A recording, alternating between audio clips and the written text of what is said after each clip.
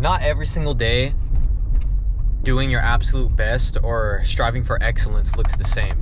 You know, some days it might be being ultra disciplined, you know, executing on every single front. And other days it might be taking a break from being so excruciatingly on top of everything that you're doing. Not to say that just be lazy, that you could just, you know, not give a fuck. No. But I mean, today in particular, you know, I was very in my head.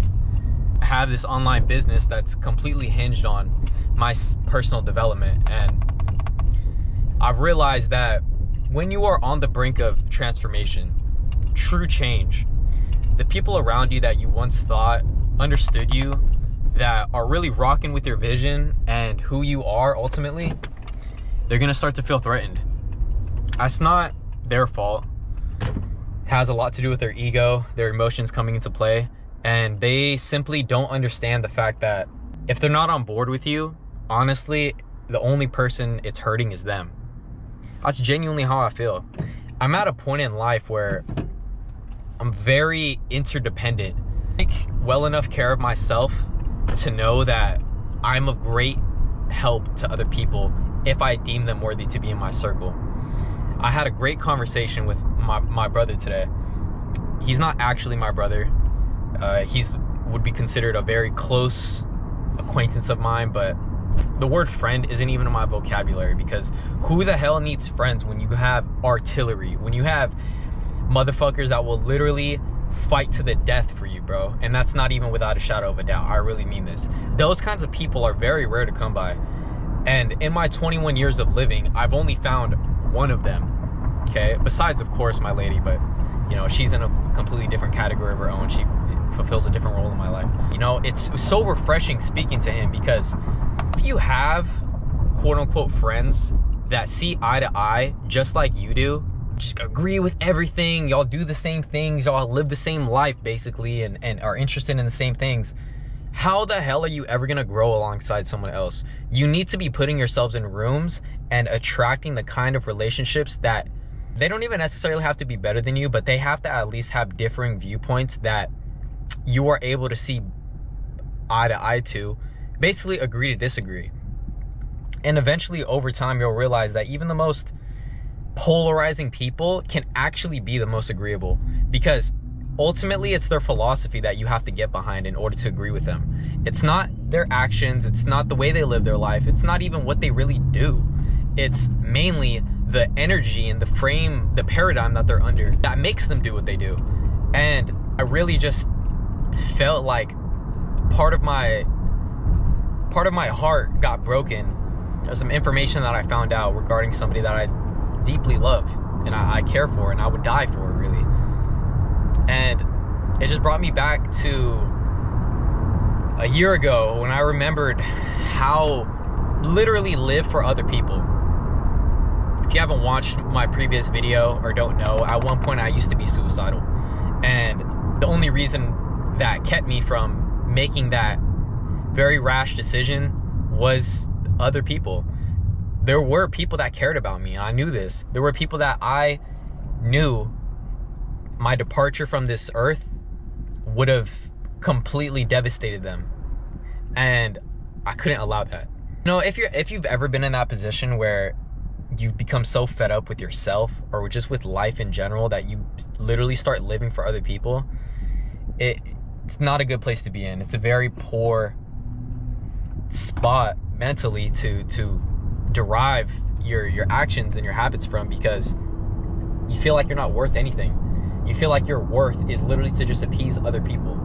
God is so good because he always gives very, very unique and specific struggles to his strongest warriors. And I know that's such a cliche, you know, oh, God gives his biggest battles to his strongest warrior. But like, dude, it's really fucking true, because at the point in time where I literally wanted to kill myself, I felt like I couldn't handle it. Guess what? We're here. I actually became so much better of an individual in countless ways. I'm better at handling my own mental state. I'm better at coaching other people on theirs. I'm better at executing on the things that I know lead me down to the same pitfalls that, you know, make me feel like shit, make me feel worthless. I know my worth now. And my worth is literally infinite. It's whatever I deem it as.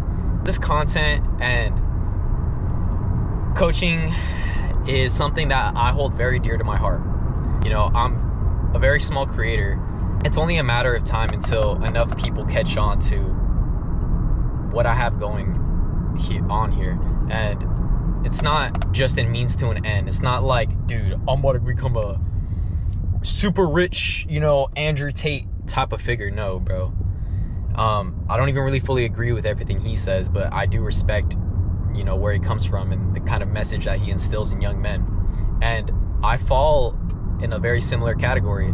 I resonate with people who are rejects, who used to be degenerates, who used to have fucked up habits, fucked up lives, fucked up thought patterns, fucked up ways of treating themselves and others. And to have such a jarring experience as mine, where I completely negated everything I just said in my own worth because I just didn't want to handle it, and I felt like it would have been better off with just something taking me out by chance. So it was like, you know, my hands would be free and clear of guilt, which is just a horrible state of mind to be in general. But it really just goes to show that you have to be the own source that you seek.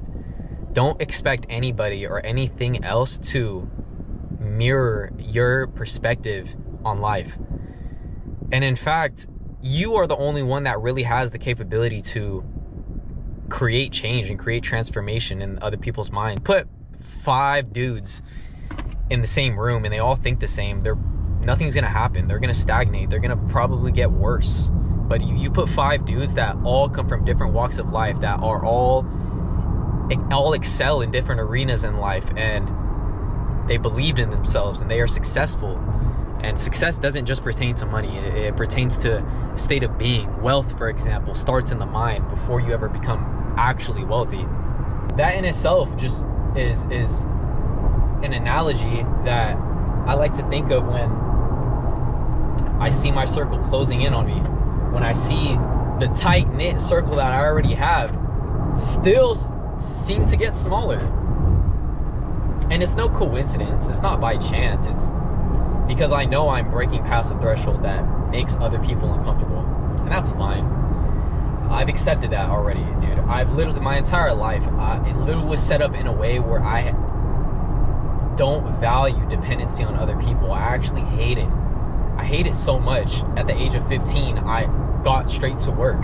When I had the chance to get my driver's license at 16, I did it. Get a car, which that's kind of the one of the same as getting a driver's license. When I first had a chance to excel, make some real big boy money, you know, get my trucker's license, pursue sales, wanting to be involved in business, wanting to emulate my father's formula to success, which is very different from mine. You know, my dad's a mechanic, and he's very good at what he does, and the way he set up his life and his business is very lucrative for what he does, and I admire that. But at the same time, you know, I could never fall into the same footsteps as my folks because I am not them. God gave me certain unique qualities and certain things that I excel at.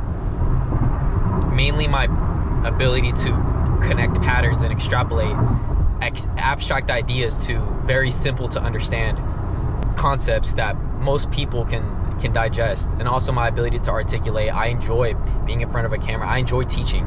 That's literally a passion of mine. But I never knew how it would have applied to the bigger picture, the scope of what my purpose was meant to be, and I'm proving it right now. But that's gonna be all for today. I didn't really want to script this video out or anything, or, you know, put myself in a setting where it seems like I'm trying to yield a specific result. Really, I just wanted to record this video just to put it out for you guys. I'm about to go pick up my girlfriend. We're about to hit Fire Upper Body Day tomorrow, proceeding on to the 5th of November. Gonna go on a beautiful trip with my lady for our anniversary, and it's gonna be great. It's gonna be amazing. I may film it. Actually, you know what? I will film it. I intend to film it. We're just gonna keep riding on that wave of optimism, and keep on putting in the reps, keep on putting in the numbers, showing up for myself, as you should be too, with whatever ventures you're pursuing. Don't quit. And if no one else believes in you, believe in yourself that much more. Just live from that perspective. If people are hating on you, or people don't rock with the vision that you have, that's perfect. That's a great sign, dude. That's so much inspiration and motivation to just conquer and to just prove them wrong. Yeah, I love y'all, and I'll catch you in the next vid.